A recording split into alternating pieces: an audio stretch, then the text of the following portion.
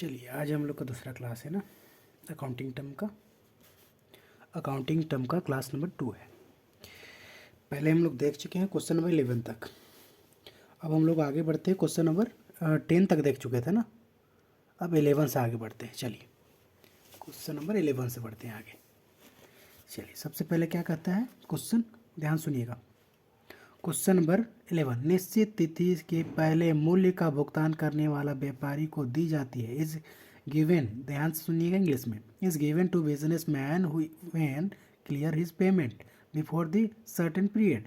अगर टाइम से पहले जिसको पेमेंट कर दिया जाता है तो उसको हम लोग क्या देते हैं? Cash discount. सिंपल सी बात है, कैश डिस्काउंट। आप लोग डिस्काउंट के बारे में जानते होंगे। डिस्काउंट असल में आपका दो तरह का होता है, एक कैश डिस्काउंट होता है और दूसरा होता है ट्रेड कैश डिस्काउंट और दूसरा होता है ट्रेड डिस्काउंट। कैश डिस्काउंट हमेशा तब मिलेगा जब हम लोग पेमेंट करेंगे या पेमेंट रिसीव करेंगे। ध्यान में रखेंगे, जब पेमेंट करेंगे या पेमेंट रिसीव करेंगे तब आपका कैश डिस्काउंट मिलेगा, है ना। बट ट्रेड डिस्काउंट हमेशा ध्यान में रखिएगा सेलिंग के टाइम मिलता है, ठीक है। ऑन सेलिंग पीरियड के टाइम में ही मिलता है, जब सेल करते हैं गुड्स तब मिलता है, ध्यान में रखेंगे, ठीक है। अच्छा, कैश डिस्काउंट, ट्रेड डिस्काउंट, उसके बाद आता है एक चीज़ रिबेट। रिबेट क्या होता है? रिबेट क्या होता है? तो जैसे मान के चलिए एक पर्सन है ए माल किसी को बेचा, लेट से बी, ₹5000 का, ठीक है ना। तो 5000 जब समय जिस टाइम बेच रहा था उस टाइम क्या किया, ये टीडी अलाउ कर दिया। बेचने के टाइम देता है उसको हम लोग बोलते हैं ट्रेड डिस्काउंट, ये उसको शॉर्ट में बोलते हैं टीडी, है ना। मान के चलिए 10% ट्रेड डिस्काउंट दिया, 5000 का 10% कितना हो जाएगा? 500 होगा, है ना। तो 500 डिस्काउंट हो गया, ट्रेड डिस्काउंट। तो बचा कितना? 4500 ना, ठीक है। अब हम लोग बोले बी को, हम लोग ना बेचे हैं, मान के चलिए ए है, हम लोग बी को बेचे हैं। अब उसका पेमेंट उससे कितना लेना है? 4500। अब उसको बोल दिए बी को कि मिस्टर बी, अगर आप जनवरी का 1 तारीख तक आप अगर पेमेंट कर देते हैं तो 500 रुपये का डिस्काउंट आपको और मिलेगा, है ना, आपको और मिलेगा। और वो क्या किया बेचारा, वो 28 तारीख को ही आ गया, है ना, जनवरी से पहले ही आ गया, दिसंबर को ही आ गया, 28 तारीख को मान के चलिए लेकर के। तो उसको हम लोग क्या किए, 500 रुपया तो दिए ही, तो उसको बोलेंगे कैश डिस्काउंट। क्लियर है? उसको बोलेंगे कैश डिस्काउंट। तो उससे हम लोग को पैसा कितना लेना चाहिए? 4000। लेकिन हम लोग क्या करते हैं ना, उसको 200 रुपये और नहीं लेते हैं। 200 रुपये बोले, टोटल पैसा वो हमको 4000 रुपया दिया और 2000 रुपया क्या किए, ले 2000 हम लोग दे दिए, उसी में से 2000 रुपये निकाल के बी को। दैट्स, इसी को हम लोग बोलेंगे रिबेट, है ना। ध्यान में रखेंगे, रिबेट इसी को बोलेंगे हम लोग। क्लियर है ना? रिबेट इसी को कहेंगे हम लोग, समझ में आ गया ना। चलिए, तो कैश डिस्काउंट, सबसे पहले डिस्काउंट दो भाग में बांटते हैं, कैश डिस्काउंट और ट्रेड डिस्काउंट। कैश डिस्काउंट हम लोग उसको बोलेंगे जिस समय हम लोग पेमेंट करने के लिए या पेमेंट करने के लिए या पेमेंट रिसीव करने के लिए देते हैं या लेते हैं तो उसको बोलेंगे कैश डिस्काउंट। ट्रेड डिस्काउंट हम लोग उसको बोलेंगे जिस टाइम हम लोग सेल करते हैं या फिर परचेज करते हैं, सेलिंग टाइम या फिर परचेजिंग टाइम जो मिलता है तो उसको हम लोग क्या बोलते हैं? तो उसको हम लोग ट्रेड डिस्काउंट कहते हैं, ठीक है। चलिए आगे बढ़ते हैं। अब हम लोग का क्वेश्चन जो था आगे बढ़ते हैं, क्लियर हो जाएगा। चलिए आगे क्वेश्चन नंबर 12 में ही लॉन्ग टर्म लाइबिलिटी क्या होता है? लॉन्ग टर्म लाइबिलिटी जानते हैं आप लोग, दो तरह का होता है, एक होता है करंट लाइबिलिटी, एक होता है नॉन करंट लाइबिलिटी में पहला आता है शेयर होल्डर फंड, उसके बाद बी में आता है long term liability. Long term liability में जानते हैं आप लोग, लॉन्ग टर्म मतलब कि जिसको 1 साल के बाद पेमेंट करना रहता है। करंट, देखिए बिल्स पेबल आप जानते हैं, करंट लाइबिलिटी आप लोग अकाउंटिंग टर्म में हम पढ़ा चुके हैं ना, ये क्या है आपका? करंट लाइबिलिटी है। क्रेडिटर्स भी आपका क्या है? Current liability. आउटस्टैंडिंग भी क्या है? Current liability. लेकिन बस एक ऐसा चीज़ है जो आपका नॉन करंट है, नॉन करंट लाइबिलिटी, यानी कि लॉन्ग टर्म लाइबिलिटी है। समझ में आ रहा ना? ये डिवेंचर जो है, ये डिवेंचर आपका कैसा है? लॉन्ग टर्म लाइबिलिटी है। ध्यान में रखेंगे चीज़ को, ठीक है, बहुत ईजी है। चलिए आगे बढ़ते हैं। Question number 13, current liability means, current liability क्या होता है? जिसको 1 साल के अंदर पेमेंट करता है, 1 साल यानी 12 महीना के अंदर जिसको पेमेंट करना रहता है, विच आर पे with in the 12th month, जिसको हम लोग 1 साल के अंदर पेमेंट करते हैं उसको करंट लाइबिलिटी कहेंगे। आगे current liability question number 14, current liability, current assets mean, current assets किसको बोलते हैं? जिसको हम लोग कैश में कोई भी ऐसा एसेट्स हो जिसको कैश में with in 1 year, 1 year means 12 महीना के अंदर जिसको कैश में पर कैश में जिसको कन्वर्ट कर देते हैं या फिर हम लोग कंजप्शन कर लेते हैं, उसी को हम लोग क्या बोलेंगे, करंट एसेट्स बोलेंगे। देखिए पहला इसमें ऑप्शन ही है आपका, आगे बढ़ने की जरूरत ही नहीं है। Which are converted into cash या और, है ना, कैश और consume within short period बोले या विद इन 12 मंथ बोले, है ना, तो इसका आंसर पहला हो जाएगा। जिसको 12 महीना के अंदर में कैश में कन्वर्ट कर देते हैं उसको करंट एसेट बोलते हैं। क्वेश्चन नंबर 15 में आ जाइए। क्वेश्चन नंबर 15 क्या बोलता है, एक क्वेश्चन आप लोग को ऐसे ही मिलेगा, उस क्वेश्चन को आप लोग को बताना है। इस क्वेश्चन को बस हम बता रहे हैं, उसके बाद वाला क्वेश्चन को आप लोग बताइएगा, ठीक है। क्वेश्चन नंबर 15 क्या है, भवन का कार्यालय का भवन का भाड़ा 2000 रुपया दिया, है ना। ये क्या है आपका, ट्रांजेक्शन है या इवेंट है। आप क्या किए, रेंट पेमेंट किए ऑफिस का किराया दिए, ऑफिस का रेंट दिए 2000 रुपये, ट्रांजेक्शन है कि इवेंट है। देखिए हमेशा ध्यान में रखिएगा, ट्रांजेक्शन और इवेंट दोनों क्या है, अलग अलग चीज़ है। लेकिन ट्रांजेक्शन और इवेंट होता क्या, सबसे पहले इसको समझते हैं हम लोग। ट्रांजेक्शन और इवेंट हम लोग उसको कहेंगे, देखिए कोई भी चीज़ होने से पहले क्या होता है आपका, इवेंट होता है। जैसे कुछ भी कर रहे हैं, किसी से बात कर रहे हैं या कुछ भी कर रहे हैं, तो सबसे पहले क्या होगा, इवेंट होगा। ट्रांजेक्शन लोग उसको कहेंगे जिसमें आप लोग को लेन देन हो, जिसमें मनी के फॉर्म में लेन या देन हो, तो उसी को हम लोग क्या बोलेंगे, ट्रांजेक्शन बोलेंगे। तो क्या किए हैं इसमें, आप रेंट भरे हैं 2000 रुपये का, तो ट्रांजेक्शन एक इवेंट है। बेसिकली क्या है, सिंपल सी बात है, अगर आप उसको पेमेंट किए हैं तो ट्रांजेक्शन है, पैसा का लेन देन जहाँ होगा वो ट्रांजेक्शन होगा। इवेंट क्या बोलेंगे, इवेंट मान के चलिए आप क्या किए, कहीं पर गए, है ना, और कुछ आपको पसंद आया बट आप उसको खरीदे नहीं, तो क्या है वो आपका इवेंट है, खरीदे थोड़ी ना है। हाँ खरीद लेते हैं और बदले में आप उसको पैसा देते हैं तो आपका ट्रांजेक्शन हो जाता है, ठीक है। हाँ तो अब सबसे पहले ट्रांजेक्शन होने से पहले इवेंट होता है ना। इसी के लिए कहते हैं हम लोग, हर एक ट्रांजेक्शन क्या है, हर एक ट्रांजेक्शन इवेंट है, लेकिन हर एक इवेंट ट्रांजेक्शन नहीं हो सकता है, सिंपल सी बात है। क्लियर है ना, ये चीज़ को आप लोग नोट कर लीजिएगा। All transaction are called event, but ध्यान रखेंगे जितना भी आपका इवेंट है वो आपका ट्रांजेक्शन नहीं हो सकता है। क्लियर है, क्योंकि ट्रांजेक्शन होने के लिए इवेंट का होना जरूरी है, एकदम मस्ट है, ध्यान में रखेंगे, ठीक है। तो कोई भी चीज़ का होना इवेंट है, बट उसमें मनी के फॉर्म में अगर लेन देन होगा तभी उसको हम लोग ट्रांजेक्शन कहेंगे। क्वेश्चन नंबर 16 में आ जाइए। बोलता है this obligation of enterprises other than owners fund are now, देखिए बोलते स्वामीगत कोष के अलावा संस्था के दायित्व को क्या कहा जाता है, स्वामीगत कोष, यानी कि इंटरप्राइजेज ऑनर यानी कैपिटल के अलावा, जानते हैं सिंपल सा, आप ध्यान दीजिए ना, बैलेंस शीट आप लोग बनाते होंगे, आप लोग अगर फाइनल अकाउंट पढ़े हैं तो आप लोग को दिक्कत नहीं होगा, सिंपल सी बात हम कहते हैं। अगर आप बैलेंस शीट बनाते हैं तो कैपिटल के अलावा, जब आप बैलेंस शीट का लायबिलिटी साइड में कैपिटल के अलावा जितना कुछ भी लिखते हैं वो क्या रहता है, लायबिलिटी रहता है। तो सिंपल सी बात है, वो आपका लायबिलिटी होना चाहिए। देखिए ऑप्शन में ढूंढिए, कहीं पर ही होगा आपका, मिल गया क्या, हाँ ये तो है बी, है ना, यही होगा आंसर आपका। चलिए इसको आप लोग बताइएगा, ठीक है। ये आपका ट्रांजेक्शन और इवेंट वाला है। वित्तीय वर्ष के अंत में 2000 रुपया का मूल्य का माल बेचने के बाद 10,000 का अंतिम रहती यानी कि क्लोजिंग स्टॉक बचा, ठीक है। अब फाइनेंशियल ईयर में क्या किए, sale of at the end of the financial year after sale of goods rupees 2 lakh, है ना, there was an closing stock of rupees 10,000। तो बता दीजिए ये क्या है आपका, ट्रांजेक्शन ही की इवेंट है। अब 2000 माल का बेचें और 10,000 माल बचा है, ये ट्रांजेक्शन ही की इवेंट है। चलिए इस क्वेश्चन को आप लोग बताइए कमेंट करके, ठीक है। नेक्स्ट क्लास में हम इसको बताएंगे आप लोग को, आप लोग कमेंट करके बताइएगा कि क्वेश्चन नंबर 17 जो है वो ट्रांजेक्शन है या इवेंट है, ठीक है। ट्रांजेक्शन है या इवेंट है या बोथ या दोनों है, ठीक है। चलिए क्वेश्चन नंबर 18 में आते हैं। देखिए इसको हम बता चुके थे, इसी के लिए इसको हम छोड़ के आगे बढ़ रहे हैं, ठीक है। क्वेश्चन नंबर 18 में आ जाइए। 18 क्या कहता है, fix assets is including, fix assets किसको शामिल करते हैं, फिक्स एसेट्स होता क्या है, सबसे पहले तो समझ लीजिए। Fix assets FA, fix assets, fix assets दो तरह का होता है, पहला होता है टेंजिबल एसेट्स और दूसरा होता है इनटेंजिबल एसेट, ठीक है। टेंजिबल एसेट्स और इनटेंजिबल एसेट, टेंजिबल एसेट्स उसको बोलेंगे जिसको हम लोग छू पकड़ देख सकते हैं, इंटेंजिबल एसेट्स उसको बोलेंगे जिसको छू पकड़ देख नहीं सकते हैं, उसको हम लोग इनटेंजिबल एसेट्स कहेंगे।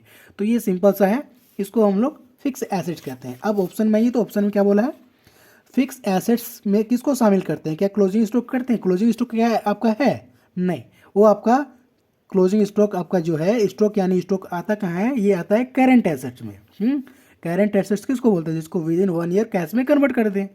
हाँ, आगे बढ़िए, पेमेंट इन एडवांस, किसी को पेमेंट कर दी, ये भी आपका, अच्छा current asset, sorry current assets आपका, सॉरी गलती हो गया ना, इसको ध्यान में रखेंगे। स्टॉक आपका जो है वो क्या है, करेंट एसेट्स है, ठीक है। एडवांस किसी को पेमेंट कर दिए, टाइम से पहले किसी को पेमेंट कर दिए, ये भी आपका क्या है, करंट एसेट्स है। डेटर भी आपका क्या है, करंट एसेट्स है। बट फर्नीचर एक ऐसा चीज़ है जो आपका फिक्स एसेट्स है, करंट एसेट्स नहीं है, ऐसे भी समझ सकते हैं आप, ठीक है। यानी आंसर, इसका आंसर क्या हो जाएगा, बी हो जाएगा। क्वेश्चन नंबर 19 में आ जाइए, which of the following is fictitious assets. Fictitious assets होता क्या है, इसको हिंदी में कहते हैं काल्पनिक संपत्ति। काल्पनिक संपत्ति के होता क्या है, जल्दी बताइएगा आप लोग, है ना, अगर आप लोग जानते होंगे तो बताएंगे। काल्पनिक संपत्ति क्या होता है, आप लोग ज़रूर पढ़े होंगे, है ना, या फिर आप लोग को हम बता चुके हैं अकाउंटिंग टर्म में, है ना, वीडियो डाला हुआ है। अगर आप लोग नहीं जानते हैं तो आप लोग प्लेलिस्ट में जाइए और उसमें एक अकाउंटिंग, बेसिक अकाउंटिंग का एक प्लेलिस्ट होगा, उसमें जा कर के आप फाइंड कीजिए, अकाउंटिंग टर्म होगा, उसमें जाके देखिएगा, आपको पता चल जाएगा कि काल्पनिक संपत्ति यानी कि फिक्टिशियस एसेट्स होता क्या है। देखिए, लैंड आपका फिक्स एसेट्स है, बिल्डिंग आपका भी फिक्स एसेट्स है। आगे बढ़ते हैं, ये सब आपका है ना, ये सब हो गया आपका। उसके बाद गुडविल आपका इंटेंजिबल, देखिए प्रिलिमिनरी एक्सपेंस, ये अलग चीज़ें हैं, तो ये आपका क्या हो जाएगा, देखिए आपको ऐसे भी पकड़ सकते हैं आप, ठीक है, पकड़ने का बहुत सारा तरीका है आंसर को, है ना, पकड़ लीजिए इसको ऐसे। फिक्टिशियस एसेट्स कौन हो जाएगा, प्रिलिमिनरी एक्सपेंस हो जाएगा, एडवर्टाइजमेंट एक्सपेंस हो जाएगा। इस तरह का जो है, इस तरह का जो भी आइटम है ये आपका क्या है, फिक्टिशियस एसेट्स है। चलिए आगे बढ़ते हैं। A person to whom money is owned by the financial is called, क्या बोलता है, एक व्यक्ति को जिसे फर्म को देना है उसको क्या कहते हैं, सेलर कहते हैं। अगर कोई फर्म को कुछ देता है तो उसको सेलर कहेंगे, समझ में आया कि नहीं, उसको सेलर कहेंगे। अगर कोई फर्म, हम लोग मान के चलिए हम लोग कोई फर्म है और उसको हम लोग को कुछ देता है, यानी सेल करता होगा तब तो हम लोग को दे रहा है ना, तो उसको हम लोग क्या बोलेंगे, सेलर बोलेंगे। क्वेश्चन नंबर 21, किसी समय के दौरान व्यय पर आय का अधिक योग को क्या कहते हैं, इनकम कहते हैं। आपका इनकम एक्सपेंडिचर से ज़्यादा ही ना है, एक इनकम जो है एक्सपेंडिचर से ज़्यादा है। देखिए पढ़िए, आप इंग्लिश में पढ़िए, इंग्लिश में ज़्यादा क्लियर कर दी, एक्सेस ऑफ इनकम ओवर, देखिए इनकम ओवर किससे है, एक्सपेंडिचर से है, तो जानते ही आपका प्रॉफिट होगा। अगर आप इनकम आपका एक्सपेंडिचर से ज़्यादा है तो आपका इनकम होगा, प्रॉफिट होगा, है कि नहीं। चलिए question number 22, assets which can be converted into cash, है ना, with in short Spain the of the time is called, क्या बोलते हैं, जिसको आप शॉर्ट पीरियड में, वेरी शॉर्ट पीरियड में कैश में कन्वर्ट कर देते हैं। फिक्स एसेट्स तो बोलते नहीं है, टेंजिबल एसेट्स तो बोलते नहीं, हाँ ये आपका लिक्विड एसेट्स है, जिसको आप तुरंत क्विकली तुरंत कैश में कन्वर्ट कर दे, चाहे तो कैश ही है या फिर बैंक है, जिसको आप तुरंत, या फिर शॉर्ट टर्म मार्केटेबल सिक्योरिटी है जिसको आप तुरंत कैश में कन्वर्ट कर देते हैं, उसको आप क्या बोलेंगे, लिक्विड एसेट्स कहेंगे। क्वेश्चन नंबर 22 बोला इंटेंजिबल एसेट्स कौन है, टेंजिबल एसेट, इंटेंजिबल, टेंजिबल उसको बोलते हैं जिसको छुप कर देख सकते हैं, इंटेंजिबल उसको बोलते हैं जिसको छुप कर देख नहीं सकते हैं। तो कौन है, देख लीजिए, गुडविल है, गुडविल हो गया, पेटेंट हो गया, कॉपीराइट हो गया, सॉफ्टवेयर हो गया, इस तरह का क्या है आपका टेंजिबल एसेट्स होता है। आगे बढ़ी, करंट लायबिलिटी, करंट लायबिलिटी क्या होता है, देखिए बिल्स पेबल भी करंट लायबिलिटी है, आउटस्टैंडिंग भी करंट लायबिलिटी है, क्रेडिटर्स भी करंट लायबिलिटी है, यानी इसका आंसर क्या होगा, डी, ऑल ऑफ दिस, सभी सही है। ट्रेड डिस्काउंट किसको, कब मिलता है ट्रेड डिस्काउंट, जिस time which is allowed at the time of sales of goods, जिस टाइम सेल करते हैं गुड्स को उस टाइम अलाउ किया जाता है डिस्काउंट, तो उसी को हम लोग बोलते हैं trade discount. Question number 26, question number 26 में आइए, क्वेश्चन नंबर 26, सही कथन का चयन कीजिए, choose of the correct statement. देखिए स्टेटमेंट जो है उसको आपको देखना है, tangible assets, goodwill is tangible, goodwill tangible होता है। ये जो स्टेटमेंट है ये गलत है, रॉन्ग है, हम लोग को चूज कैसे करना है, करेक्ट स्टेटमेंट जो सही हो उसको चुनना है, यानी इसमें से एक ही सही होगा, बाकी सब गलत होगा। Goodwill is intangible tangible asset, गलत है। बिल्स रिसीवेबल इज फिक्स, नहीं, फिक्स्ड एसेट तो होता नहीं, हो तो करंट एसेट्स होता है। आगे बढ़ जी, bank overdraft is a current liability, ये ना सही है। बैंक ओवरड्राफ्ट क्या होता है, एक करंट लायबिलिटी होता है। अच्छा आगे भी पढ़ लेते हैं हम लोग थोड़ा सा, है ना। आगे क्या लिखा हुआ है, आगे आपका है outstanding salary is a fix liability, नहीं, गलत बात। ये आपका आंसर कौन सा हो जाएगा, सी हो जाएगा, ठीक है। क्वेश्चन नंबर 27 में आ जाइएगा, 27 में आ जाइएगा, ठीक है। क्वेश्चन नंबर 27 को क्या कहता है, 27 कहता है व्यावसायिक उपकरण द्वारा मूल्य, व्यावसायिक, तो कौन सा क्वेश्चन में थे हम लोग, 27 ना, 27, हाँ 26 हो गया था, 7 में आ जाइए। A discount given for earlier eight the time of payment is called, क्या बोलेंगे उसको, पहले या समय से भुगतान के लिए दिए गए बट्टा को क्या कहा जाता है, पहले या समय से, मतलब कि पहले या समय से भुगतान किए गए बट्टा को क्या कहा जाता है, कैश डिस्काउंट। इसको तभी पढ़े हम लोग, है ना, कैश डिस्काउंट कहेंगे, सिंपल सा यही आंसर होगा आपका। ट्रेड डिस्काउंट भी जानते हैं, रिबेट भी बता दिए आपको हम, कमीशन बता देते हैं, है ना। ट्रेड डिस्काउंट जब परचेज या सेल करते हैं उस टाइम देते हैं या लेते हैं, रिबेट तो बता ही दिए थे हम तभी, है ना। उसके बाद कैश डिस्काउंट भी बता दिए। कैश डिस्काउंट क्या होता है, आप परचेज सेल करते हैं, उसके बाद जिस टाइम परचेज सेल करने के बाद जब आपको पेमेंट रिसीव या पेमेंट करने का टाइम आता है ना, तो उसको आप क्या बोलते हैं, उस टाइम जो डिस्काउंट मिलता है उसको क्या बोलते हैं, कैश डिस्काउंट। अच्छा कमीशन कब मिलता है, जब आपको एक टारगेट दिया जाता है, वो टारगेट से ज़्यादा सेल कर देते हैं ना।